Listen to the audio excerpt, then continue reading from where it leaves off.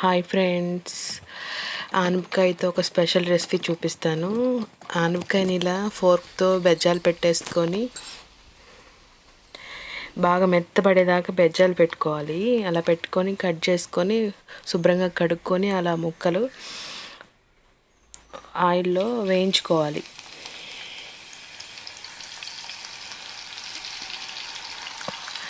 ముక్కల్ని గ్రీన్ వైపు కింద పెట్టి అలా పేర్చినట్టు పెట్టి వేయించుకోవాలి. అలా అయితేనే బాగా వేగుతుంది. అలా మొత్తం డీప్ ఫ్రై చేసి దాన్ని పక్క తీసేసి అల్లం వెల్లుల్లి పేస్టు, ఉల్లిపాయ పేస్టు, పచ్చిమిరపకాయలు అన్నీ వేసి బాగా బ్రౌన్ కలర్ వచ్చేదాకా వేయించుకోవాలి.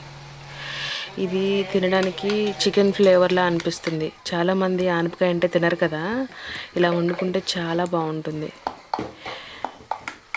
అలా వేయించేసుకొని కొంచెం చింతపండు పులుసు లైట్గా వేసుకోండి. చింతపండు పులుసు వేసి వాటర్ పోసేసి మన దగ్గర ఉన్న మసాలా, గరం మసాలా అలా ఉంటాయి కదా, అవి వేసేసి ఆ పులుసులో ఈ ముక్కలు అందులో వేసేసి ఉడికించుకోవడమే. మనకి దగ్గరికి కావాలంటే దగ్గరగా, పులుసు కావాలంటే పులుసు.